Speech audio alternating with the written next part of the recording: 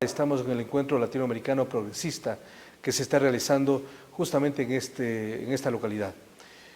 Han acudido varios representantes y políticos, no solamente del Ecuador, sino del exterior, de varios países de América Latina.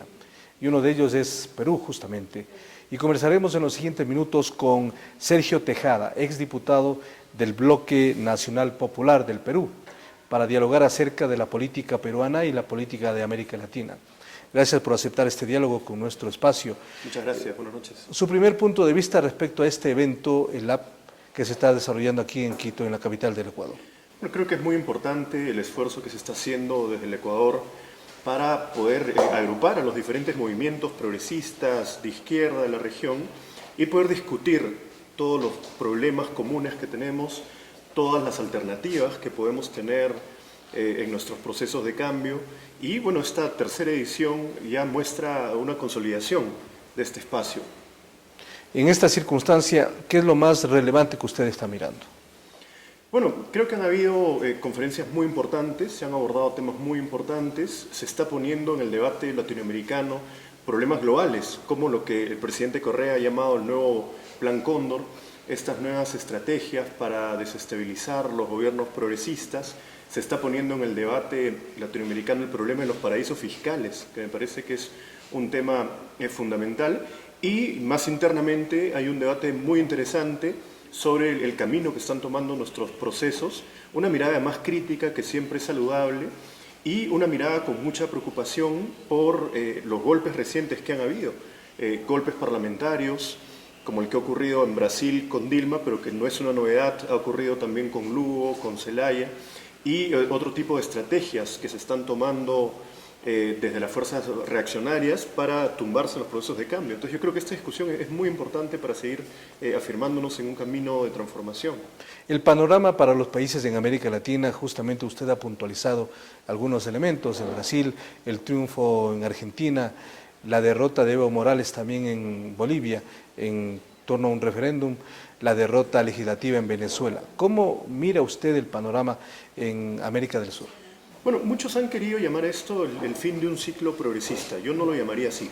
Yo sí creo que es un momento crítico, es un momento difícil, pero no quiere decir que sea un momento en el que se está agotando los proyectos de cambio. Creo que no, más bien es un momento muy importante en el cual podemos consolidar una vía de cambio para América Latina, pero sí tenemos que hacer esa revisión crítica, definitivamente. Hoy día, más temprano, Cristina Fernández señalaba que si este golpe parlamentario se hubiera intentado hace unos años contra Dilma, no lo hubieran podido lograr. Pero si ahora lo han logrado es porque hay una nueva correlación de fuerzas. Es cierto que ha habido un avance de las fuerzas de derecha, de las fuerzas conservadoras, y como fuerzas progresistas tenemos que saber responder para volver a ganar nosotros la hegemonía.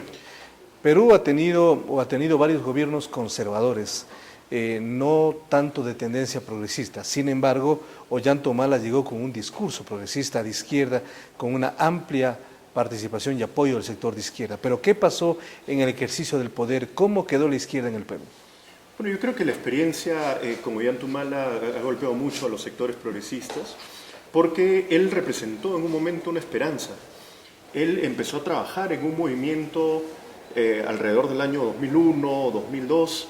El año 2005 él ya era un referente en la política nacional, logra en las elecciones de 2006 tener el 30% del electorado, que era algo que no había logrado la izquierda desde la época de Izquierda Unida en el año 85. Entonces generó gran expectativa, mantuvo un proyecto de transformación con un programa muy avanzado que fue el que lo llevó a la victoria el año 2011, pero pronto mostró una serie de debilidades. Empezó a ceder ante los grupos de poder, empezó a renunciar a realizar los cambios estructurales que había propuesto, se dedicó a hacer algunos programas sociales que no tuvieron mucho impacto y en general abandonó a todas las fuerzas progresistas, a todos los movimientos sociales que lo habían apoyado. Y esto significaba un duro golpe porque esto fue muy aprovechado por la derecha para decirle al pueblo que no debía confiar en los discursos de cambio, que los discursos de cambio traicionaban o no funcionaban, Y eso se ha sentido en estas últimas elecciones, ¿no? Si bien hemos tenido la emergencia de una candidatura nueva, una candidatura joven desde la izquierda como la de Verónica Mendoza, ella no logró captar ese tercio del electorado que en 2 elecciones consecutivas había apoyado un cambio de la mano de Ollanta. En este momento, entonces, la situación política, cuando tenemos a un presidente, Pedro Pablo Kuczynski, que es de tendencia liberal y que tiene mucha ascendencia con los organismos multilaterales, etcétera, además ha trabajado en el Banco Mundial durante muchos años. ¿Qué va a pasar en el Perú respecto a Pedro Pablo Kuczynski, respecto a Verónica Mendoza, que es una alternativa, y con la sombra que tendrá de Keiko Fujimori, que finalmente ha llegado 2 veces finalista y ha estado a punto de llegar al Palacio de Pizarro? Bueno, lo que ha ocurrido en el Perú es que hemos tenido una contienda al interior de la derecha. Lamentablemente, la izquierda no logró pasar a la segunda vuelta y había una articulación tal de fuerzas conservadoras que trataron de bloquear toda posibilidad de que surja una nueva candidatura. Y como yo lo digo, hemos tenido la derecha mafiosa contra la derecha que se quiere lavar la cara. Y en esa contienda, Kuczynski ha representado a esa derecha que se quiere lavar la cara, que está hablando un poco más de liberalismo político, de derechos civiles. Yo creo que es solo un discurso, porque él es un representante, digamos, de las fuerzas conservadoras, de las transnacionales. Pero sin embargo, hay que ver cómo se desarrolla esa contradicción al interior de la derecha y sobre todo como izquierda tenemos que hacer trabajo político, tenemos que regresar al trabajo de base, tenemos que tener contacto directo con la gente. Esta es una oportunidad para empezar desde ahora a hacer ese trabajo. Y el 2021, en el bicentenario, además de nuestra independencia, poder darle al pueblo un gobierno progresista. ¿Habrá espacio, habrá tiempo para ello? ¿Qué tendrá que hacer la izquierda o qué errores debería cometer la derecha justamente con Kuczynski para tener espacios de poder? Bueno, yo creo que esta división al interior de la derecha se va a profundizar.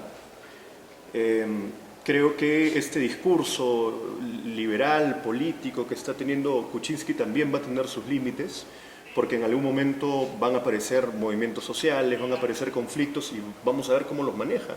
Seguramente van a querer defender a las transnacionales, las actividades extractivas, y esto va a generar espacios de conflicto. Pero sobre todo desde la izquierda tenemos que buscar unidad. No lo hemos logrado. En estas elecciones que han pasado no logramos la unidad de todas las fuerzas, hemos tenido muchas dificultades en el proceso y yo creo que estamos a tiempo ahora para empezar a buscarla y no quedarnos solamente en la unidad entre partidos, sino sobre todo volver a reconquistar el apoyo del pueblo. Esa es la gran tarea. Económicamente, ¿cómo está Perú? Los países de América Latina han sufrido los embates del shock externo, básicamente la caída del precio del petróleo, los commodities y otra serie de factores que han influido justamente en esta crisis económica en algunos países y dificultades en otros. Bueno, en el Perú se ha sentido la crisis. Yo diría que es uno de los países en los que menos se ha sentido dentro de América Latina, que ha mantenido cierto crecimiento económico, pero es un crecimiento que oculta muchas veces las desigualdades, ¿no? El problema no es que crezcamos 4 o 5%, que de hecho lo estamos haciendo, lo vamos a poder hacer, sino para quién crece la economía. Eso es lo que no se ha resuelto, esa es la pregunta que no se está haciendo y tenemos que hacernos. Hay que incidir en que hay que reducir las desigualdades, en que hay que reducir la pobreza que sigue siendo muy alta en el Perú, que hay que eliminar la pobreza extrema, que hay que garantizar acceso a la salud, a la educación, a la seguridad social. Son temas que hasta ahora no hemos podido resolver. Políticamente el presidente de Perú se alinea más al conservadorismo, a Macri, a Temer en Brasil, o se alinea con Maduro, con otros sectores de izquierda? No, él claramente está más alineado a los sectores conservadores. Él va a continuar una política que inició Ollanta, quizás viene de antes, que tenía que ver con el fortalecimiento de la Alianza del Pacífico. Seguramente va a seguir en esa misma línea, tratando de no confrontar mucho con algunos países vecinos, porque por ejemplo con el Ecuador hay una excelente relación, el presidente Ollanta mantuvo una excelente relación con Rafael Correa, no creo que el presidente Kuczynski quiera deteriorarla. Además ya mismo va a haber un evento birregional. Va a haber un evento binacional. Binacional. Entonces eso seguramente lo van a mantener, pero sin duda van a querer que el Perú sea un centro de ataque a los procesos de cambio, sobre todo Venezuela. Ya se ha pronunciado por el tema de Venezuela, precisamente. Así es. Entonces, bueno, que hay un cambio, porque si bien Ollanta estuvo alineado con la Alianza del Pacífico, él intentó no sumarse al cargamontón a los procesos progresistas. Algo parece que le quedaba de sentimiento hacia los procesos de cambio. cosa que no existe en Kuczynski. Finalmente, ¿cómo mira el proceso del Ecuador? Bueno, muy interesante, siempre lo he visto como un proceso interesante. La Revolución Ciudadana ha dado muchos avances en mejorar la calidad de vida de la población, muchos avances en educación, el sistema de becas es muy interesante. En fin, yo creo que hay muchas lecciones que podemos tomar del Ecuador y por supuesto tiene todo nuestro apoyo y como vocero del Bloque Nacional Popular, todo nuestro respaldo al presidente Correa, todo nuestro respaldo que continúe la revolución ciudadana aquí en el Ecuador. Muy gentil, Sergio, por acompañarnos. Muchas gracias. Muchas gracias. Sergio Tejada, vocero del Bloque Nacional Popular del Perú, ha conversado con nosotros a propósito de este encuentro que se realiza aquí en Quito, el LAP 2016.